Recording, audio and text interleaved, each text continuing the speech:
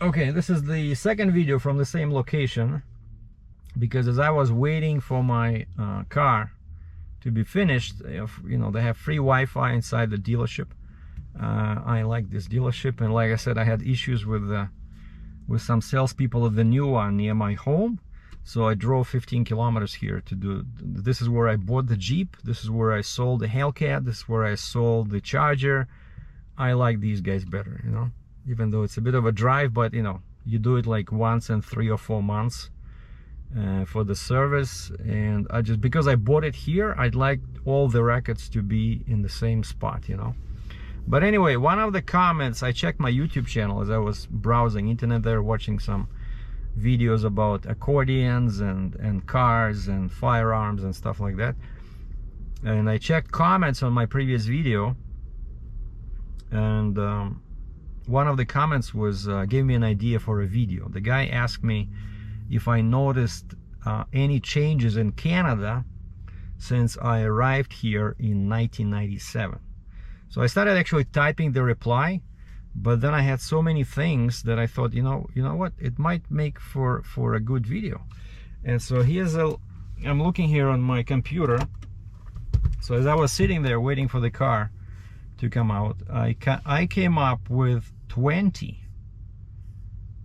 things that changed in Canada. Most of it is technology related, but some other like lifestyle, you know, and stuff like that.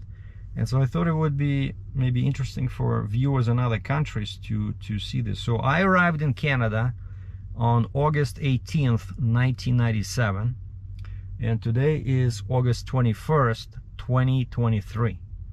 Right? So what has changed in Canada, in my opinion? So my 2 cents of an immigrant from Russia who flew into Quebec, and then I think I took either a bus or another plane to Toronto. And so most of the time I lived in Ontario, in Toronto itself, and then I moved to Cambridge, 1 hour west.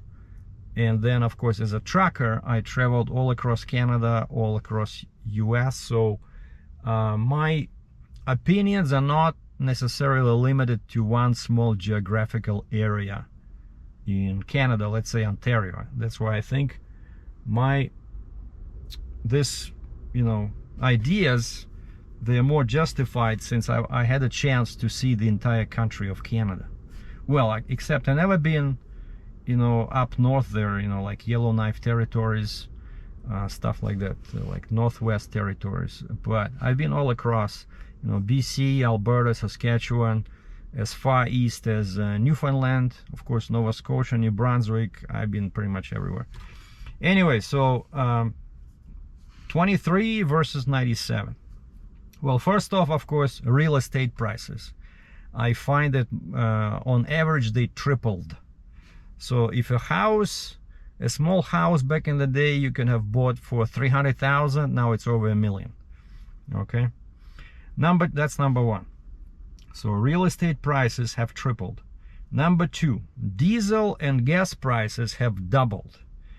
I remember when I was driving a tow truck in 1998, 99, I specifically remember it was about 72, 73 cents Canadian per liter. Gas was even a bit cheaper, I think. Gas was probably like 50, 60 cents a liter. So now here in Alberta, diesel is about $1.45 per liter. So diesel and gas prices doubled since 97.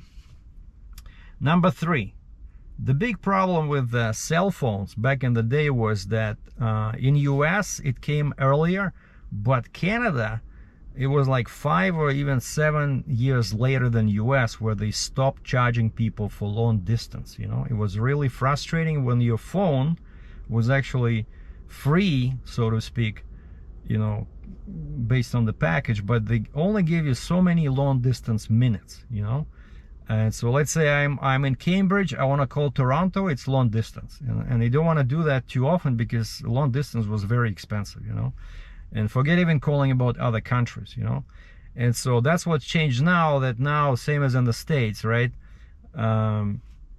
There's no long distance charges, pretty much no roaming charges on cell phones, and I can use the same phone with the same number pretty much anywhere in the world. Of course they will charge me for it, but I can go to US, I can fly to, I don't know, Europe, Africa, whatever, and my phone will work. So that's been the huge change in the cell phone service plans, right?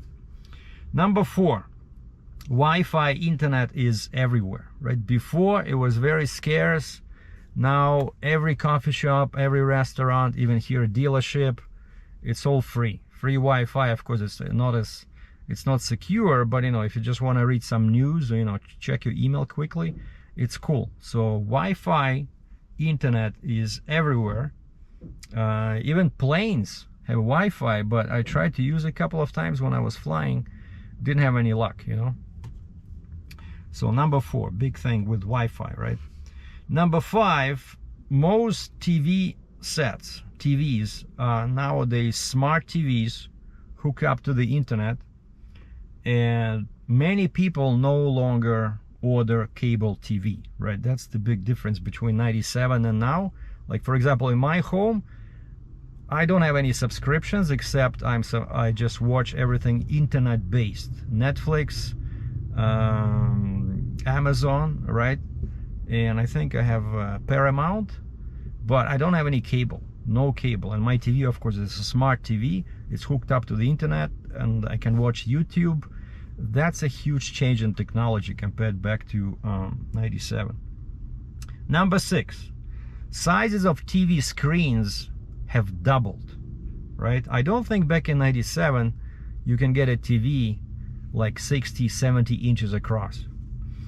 Number 7, most new cars and trucks, even semi-trucks, come equipped with satellite radio.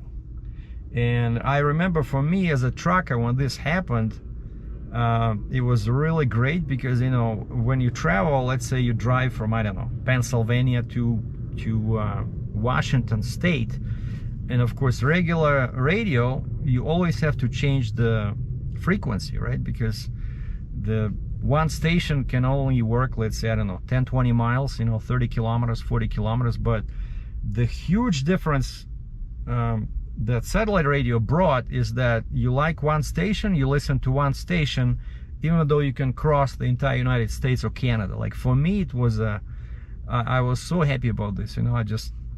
When I got this in my, I think in my Mac, when I had a Mac truck. No, I think first later years of my Yellow International, it didn't come equipped with that, of course, from the factory. So I bought a little standalone unit, I hooked it up, and I remember most of the time I either listened to radio plays, that old theater plays, like Sherlock Holmes, stuff like that, some radio shows from 50s, 60s.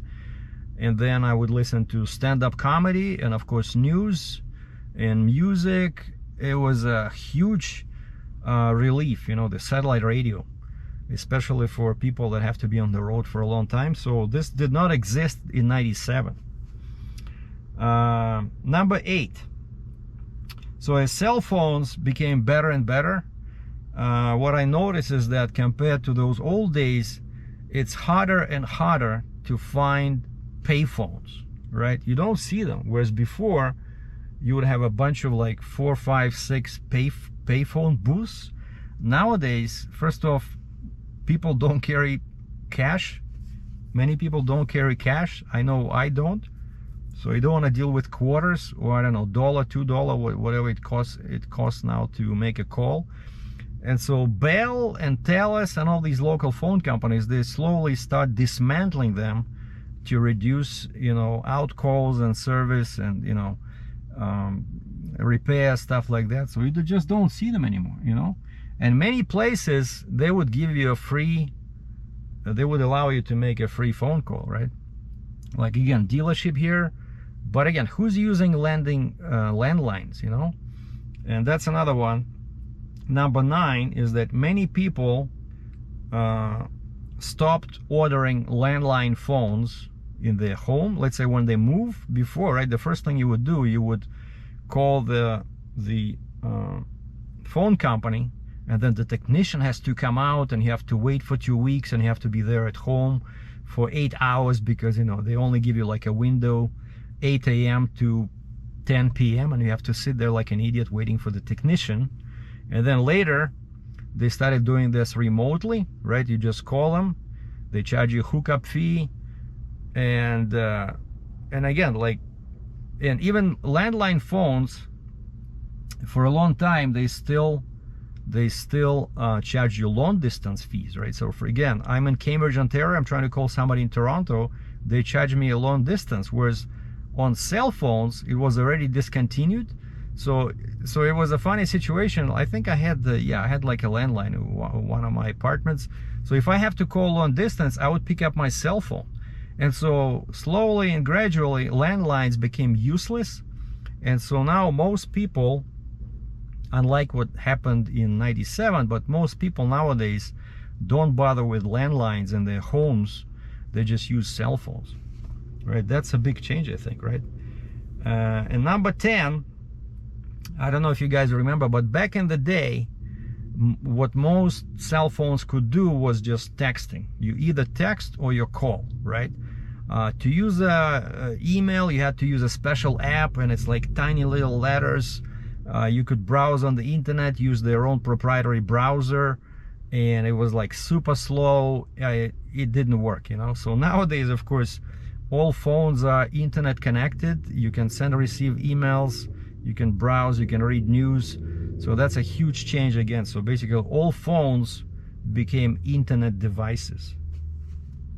Number 11, no more taxi cabs. Like, at least for me and many other people, when we need a taxi cab, we don't call a taxi company. We open an app on our phone, like an Uber, and we order the Uber taxi cab, and you don't have to carry cash or give them a credit card. Everything is done through the app, right? That's also revolutionary. This did not exist in 1997. Number 12, large V8 engines are becoming harder to find in cars and pickup trucks, and they're gradually being replaced by smaller turbo engines and electric engines, or a combination of regular and electric. And that's what I have now, right? I had three, no, much more than that. I had a bunch of V8 equipped trucks and cars, like the previous one, Hellcat, 717 horsepower, right? 6.2 turbo supercharged V8. So now I have a 200 horsepower 2-liter turbo 4-cylinder engine, and this is just a huge tendency that's been happening, that we're getting into smaller and smaller, more efficient engines, especially since gas prices and diesel prices doubled, right, like I mentioned before. Number 13, and we're talking about Canada. You can no longer buy a pistol, but shotguns and rifles are still allowed. Because what, 2 years ago, Trudeau banned acquisition and sale of pistols. He did not ban possession, meaning that if you already had a pistol, you can keep it, but you cannot sell it, you cannot give it to your kids. Basically, once you're dead, that pistol will be annihilated, right? So, and that's what the plan is. Even the government admitted to this. They hope that when all the current owners of pistols die out, then pistols pretty much disappear in Canada. So that's what they're trying to do. But they're still available at gun ranges, right? You can go to any gun range and you pay them, I don't know, like last time I paid 35 bucks and I shot a 44 Magnum. So that's still possible. But what they're trying to do is they're trying to prevent private citizens from owning pistols. I don't know, what's that, this obsession with pistols, right? So you can kill as many people with a rifle, with a hunting rifle or shotgun, probably more than that. They're so focused on pistols, you know, basically no pistols for civilians. Basically, don't get me started. That's number 13. That's a change compared to 97. 14. When I go to a coffee shop nowadays, I see fewer and fewer people use laptop computers. So most people just have their smartphones out and they just squint at the screen trying to read the news or send emails or do research, looking at those tiny little letters. Back in the day, it was all computers, right? You go into let's say Starbucks or Tim Hortons, and there's like rows of, everybody has a laptop, right? So that's a big change compared to the old times. Number 15. Whereas before, most people would have a GPS. Remember those? Like a little gadget, like this big, and they'll be attached somewhere, right? Nowadays, you don't see them in cars and pickup trucks and semi-trucks because either you have a built-in navigation, like I have in this car and on many previous vehicles, or you just use your cell phone, right? So you just attach, you have some kind of a hookup system where you can have your smartphone, you know, facing you. Let's say in my case, I have this Miracas, like a nice little gadget. So it's hooked up into my vent with a magnetic base, and I have a metal strip on the back of my phone, and I just hook up the phone. I open Google Maps or Waze or whatever, and I like it much more because these apps, they're much more up to date, right? Then GPS, remember, you had to update the software, right? Because it's not connected anywhere, so it's just static. So let's say if there's a new bridge or a new road, you have to go and buy an update. I remember it was a nightmare because the storage was very limited. So you had to delete the old map, install the new map. It would take like 2 days to download because it's like a huge file, 2 gigabytes, 3 gigabytes. And then they had updatable GPSs, but even those were like a pain in the butt, right? Whereas if you're using a phone and it's all internet based, right? So Google Maps, Waze, whatever, Apple Maps, that's the most current road information, right? So, and it'll even give you a route based on the time of day, like the best route, quicker, how to get somewhere quicker, because let's say now it's, what is it, like 12 o'clock in the afternoon, so not too bad. But if it was like 5 or 6, you know, rush hour, internet-based GPS like Google Maps will be much more efficient than a standalone GPS. So those are disappeared. Standalone GPSs I'm talking about. And actually GPSs is how my channel got started. In particular, how my partnership with YouTube started. You know, at first when I started doing these trucking videos, it was just a hobby. I had no idea that you can make some, you know, money with YouTube. What? Nobody told me that. And then I was trying different topics, right, just to increase the, you know, views, just out of curiosity, you know, because I'm a competitive guy. I just wanted to see lots of views, because, you know, I see other videos where they have like 10-20,000 views. Like, why am I doing this and I have like 2,000 views, right? So, like, honest to God, I had no interest in money. I just wanted to, you know, be competitive and attract more views, attract more viewership, and just make my channel more interesting. And so I was trying different topics, and one of those, because I saw that other guys were doing it, one of those topics I tried to pursue was reviews of gadgets, right? And because I was a trucker, a driver, I thought, okay, I would focus on something trucking related, right? And that's of course GPSs back in the day, these standalone ones. And I remember I bought TomTom GPS, and I did a video, just kind of like a practical test, how I say, okay, so we're looking for Starbucks, even though I knew where it is. But this was in Guelph, Ontario. This was, I don't know, 2009, 2010. That video is still on my channel.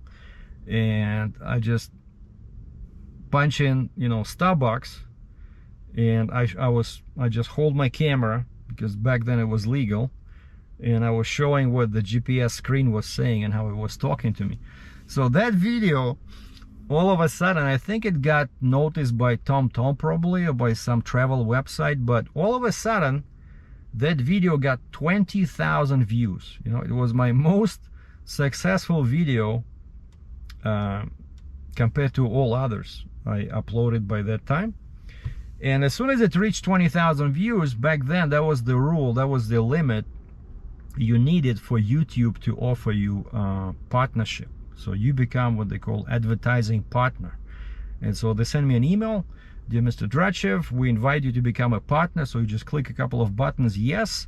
And that means that even though there was advertising before, of course, on my videos, but they didn't pay me for it.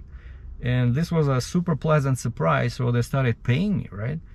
And so I remember at first it was like $100, $200, $300. Then eventually at the top of my trucking career, when I was making all these delivery videos, I was getting like $4,000 or $5,000 a month Canadian, which now, of course, nowhere near like that, because I lost, you know, so many subscribers after I quit trucking. But anyway, sorry to go off like this, but you know, these GPS units, I was in love with them. I had so many models, and now nobody needs them anymore, right? So now it's all just cell phones or built-in navigation. So that was number 15. So we're getting there. Number 16. So public transit has changed dramatically, right? So we had buses, we had streetcars, we had trains, elektrichka in Russian, right? Like trains. Let's say you live in a suburb, you can take a local train to get to the downtown, right? And what we have now here, and I'm sitting right next to one, it's called LRT, light rail transit, which is kind of like a very smart combination of a streetcar and train. So here in Calgary, there's like stations everywhere. You can buy annual pass and you can explore the entire Calgary just using this LRT. And they look like streetcars, except there's like three of them. Three streetcars hooked up together, and they drive pretty fast. And you can go, when you go on Google Maps and you try to do directions, you can click on public transit, right? And it'll show you different lines, like red line, blue line, whatever. And it'll show you how to get somewhere using a public transit, LRT, or maybe at one point you have to switch to a bus. But so these LRTs, we didn't have them back in '97, right? So now you have them in Ontario as well. Actually, once I delivered a machine to a construction site, and I asked him, what are you guys building here? He says, we're building a new LRT network in Toronto. And so it was a station, like a new LRT station in the central Toronto, and I brought some big machine down there. So LRT, big development in transit. Number 17, a bit controversial, but same-sex marriage, right, did not exist back in '97. In Canada, it was introduced in various provinces starting in 2003, and then in 2005 there was a Civil Marriage Act passed in 2005, and so now gay marriage is recognized nationwide in Canada. We did not have this in '97. Number 18, Twitter is now called X, and it's dead. Whatever people were doing, you know, to promote their business on Twitter before, now everybody's on Instagram. Instagram now is the new Twitter. Number 19, what we didn't have back in '97 is tourism for rich people, specifically space tourism and deep diving tourism, right? So now if you have a lot of money, you can fly into space, or you can far down to the bottom of the ocean and explore some relics there, some wrecks, just not the Titanic, right? So that one is no longer available because of this disaster that happened with that little submarine over here. And number 20, last but not least, nobody wants to live in Ontario anymore. All the best people are moving to Calgary, Alberta. mostly because of cheap real estate, lower income taxes, and beautiful scenery. And these have been 20 things I noticed that have changed in Canada, in my opinion, between now and 1997. Thanks for watching.